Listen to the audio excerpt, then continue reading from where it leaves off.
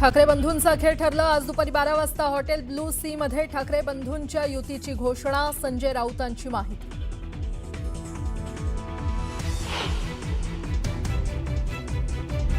महायुतीच्या जागा वाटपाचा फॉर्म्युला ठरला। उपमुख्यमंत्री शिंदेंच्या उपस्थितीत रवींद्र चव्हाणांशी चर्चेनंतर जागा वाटप निश्चित। लवकरच होणार युतीच्या जागा वाटपाची अधिकृत घोषणा।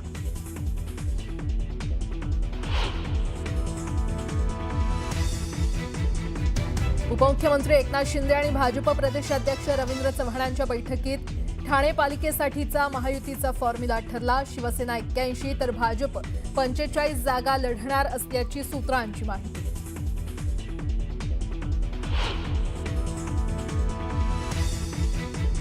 सुधीर मुनगंटीवारांनी घेतली मुख्यमंत्री देवेंद्र फडणवीसांची वर्षा निवासस्थानी भेट। विविध विषयांवर दोघांमध्ये सकारात्मक चर्चा। सकारात्मक चर्चा झाल्याबद्दल मुनगंटीवारांनी मानले फडणवीसांचे आभार। अंतराळ संशोधनात भारताने रचला नवीन इतिहास। सर्वात जड पेलोड उपग्रहाचं प्रक्षेपण। अमेरिकन कंपनीच्या ब्लू बर्ड ब्लॉक 2 उपग्रहाचं प्रक्षेपण।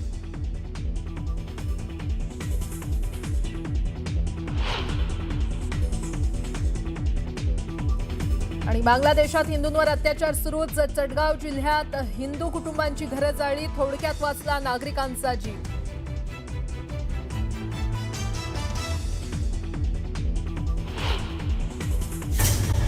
पुढची बातमी पाहूयात।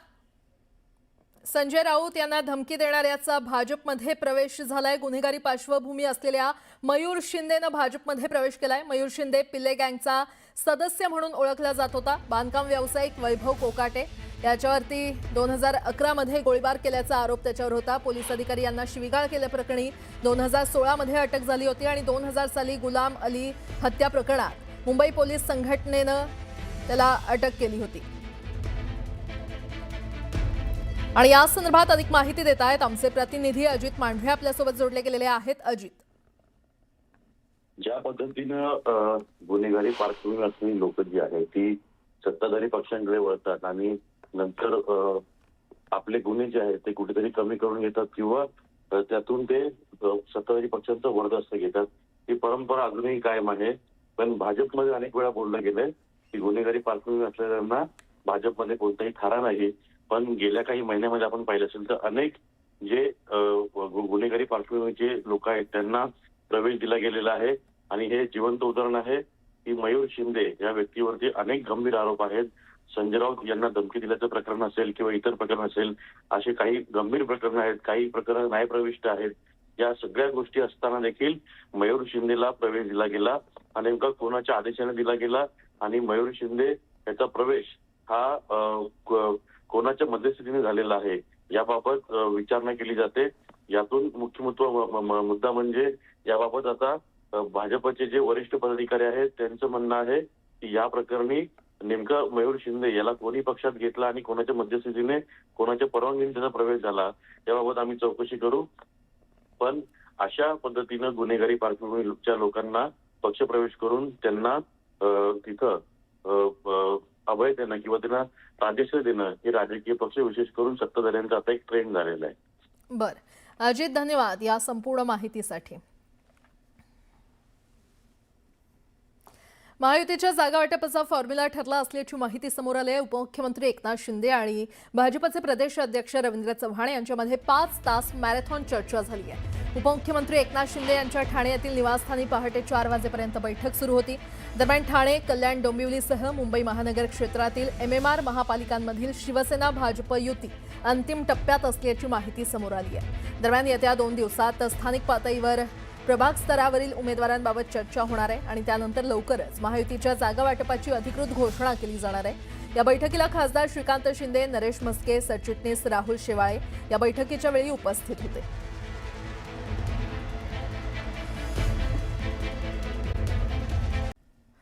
सुमित, तुमच्याकडे येऊच, मात्र ही थेट दृश्य आपण पाहतोय। अंतराळ संशोधनात भारत आज नवीन इतिहास रचणार आहे। ब्लू बर्ड ब्लॉक 2 उपग्रहाचं प्रक्षेपण आज केलं जाणार आहे। सर्वात जड पेलोड उपग्रह आज प्रक्षेपित भारताकडून केला जाणार आहे। अमेरिकन कंपनीच्या ब्लू बर्ड ब्लॉक 2 उपग्रहाचं आज प्रक्षेपण होत आहे। the flight, current altitude 104. Sriharikota इथून अगदी काही सेकंदात आता या उपग्रहाचं प्रक्षेपण होणार आहे. थेट दृश्य आपण पाहतोय. अंतराळ संशोधनात आज भारताकडून नवा इतिहास रचला जातोय. सर्वात जड पेलोड उपग्रह भारताकडून प्रक्षेपित केलं जात आहे. अमेरिकन कंपनीच्या ब्लू बर्ड ब्लॉक 2 उपग्रहाचं प्रक्षेपण सध्या सुरू आहे. थेट दृश्य आपण पाहतोय. वर्तमान में यान क्लोज लूप गाइडेंस के अंतर्गत स्वतः दिशा निर्धारण कर रहा है. Closed loop guidance has been इस्रोचं हे अतिशय महत्त्वाचं आंतरराष्ट्रीय व्यावसायिक मिशन याकडे पाहिलं जात आहे. from onboard sensors to continuously correct its flight path. The payload fairing has been already jettisoned as the rocket has cleared the dense atmosphere. आणि त्याचीच ही थेट दृश्य आपण पाहतोय. अंतराळ संशोधनात भारत आता नवा इतिहास रचतोय. प्रणोद उत्पन्न करते हैं. इंजन की अधिकतम प्रभावी क्षमता प्राप्त करने के लिए इंजन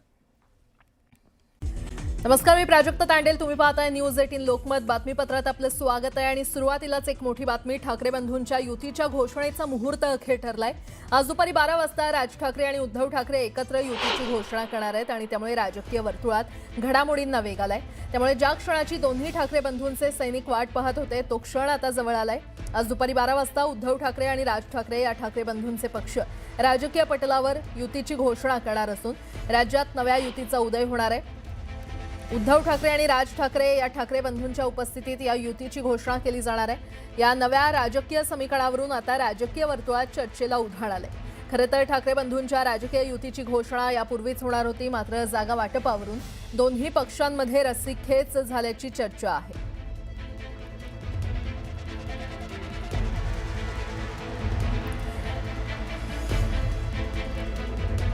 आणि आता थेट जाणार आहोत. आमचे प्रतिनिधी सुमित सावंत आपल्यासोबत शिवतीर्थ स्मृतीस्थळावरून जोडले गेलेले आहेत.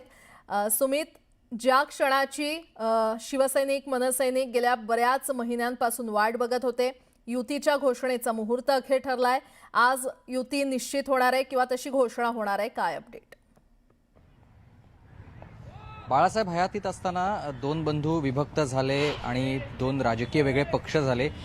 जे बाळासाहेब हयातीत असताना झालं नाही ते आता इतक्या वर्षानंतर होत आहे. ते म्हणजे दोन बंधू पुन्हा एकदा एकत्र येत आहेत आणि त्यामुळेच बाळासाहेबांना अभिवादन करण्यासाठी दोन्ही बंधू आधी येतील आणि त्यानंतर अभिवादन केल्यानंतर युतीची घोषणा करतील. आणि त्यासाठी ही सगळी तयारी आपण बघतोय सध्या सुरू असलेली इथे, म्हणजेच हिंदू हृदय सम्राट शिवसेना प्रमुख बाळासाहेब ठाकरे यांच्या स्मृतीस्थळावर ही जय्यत तयारी सध्या सुरू झाली आहे. काल एकनाथ शिंदे आणि त्यांचे काही नेते इथे आलेले होते. त्यांनी आधी स्मृतीस्थळावर येऊन इथे अभिवादन केलेलं होतं आणि म्हणून काही जी तयारी केलेली होती, फुलांच्या माळा होत्या, त्या फुलांच्या माळा इथून आता हटवण्यात आलेल्या आहेत आणि सगळे स्वच्छता दरवेळेला जी केली जाते ती आता देखील करतात. आप्पा, काय सध्या कशी तयारी सगळी सुरू आहे? फुलांच्या माळा आधी लागलेल्या त्या काढलेल्या आहेत? हो, काल काही सरकारचे मंत्री वगैरे येऊन गेले. तर आता ती शिळी फुलं होती. आमचे पक्षप्रमुख येत आहेत, त्यांच्यासाठी त्यांच्या स्वागतासाठी ही ती इथे तयारी चालू आहे.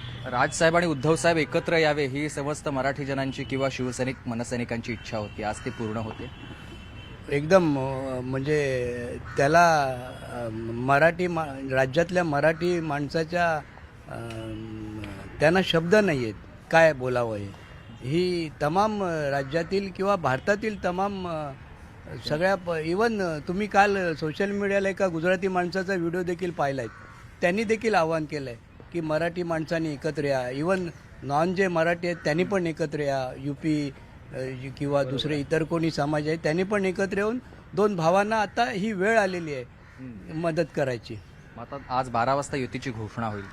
मी 1 तारखेला शिवतीर्थाच्या आसपासच बोललो होतो की योग्य वेळ येईल तेव्हा हे दोन भाऊ एकत्र येऊन निर्णय घेतील. हे माझं वाक्य आज योग्य वेळ आलेली आहे. विरोधकांना आता काय काय तयारी करणार आहात तुम्ही? ते आता ही साफसफाई नेहमीची जी मी करतो ती, आणि बाळासाहेबांना अभिवादन करून उद्धव साहेबांना, राजसाहेबांना कालच्या ह्या सगळ्या माळा तुम्ही काढलेल्या आहेत, मग आता काही नवीन माळा आज, कारण आजचा दिवस तुमच्यासाठी महत्वाचा आहे शिवसैनिक. लावणार थोडा शॉर्ट पिरियड आहे, पण जेवढं करता येईल साहेबांचे स्वागताची तयारी तेवढी आम्ही करणार आहोत. तर ही सगळी तयारी आपण बघतोय सुरू झालेली आहे. हिंदू हृदय सम्राट शिवसेना प्रमुख बाळासाहेब ठाकरे यांचं स्मृतीस्थळ, आणि या ठिकाणी उद्धव ठाकरे, राज ठाकरे येतील आणि त्यानंतर युतीची घोषणा करण्यासाठी ते पत्रकार परिषद घेतील, आणि त्यासाठीच ही तयारी सगळी सुरू असलेली आपण बघतोय. काल इथे एकनाथ शिंदे आलेले होते आणि त्यावेळेला सजावट सगळी करण्यात आलेली होती. ही सजावट आता शिवसैनिकांनी, आप्पा पाटलांनी काढलेली आहे आणि आता नवीन सजावट केली जाते, स्वच्छता सगळी केली जाते. याच क्षणाची आपण गेल्या कित्येक काळापासून वाट पाहत होतो असं देखील त्यांनी म्हटलेलं आहे.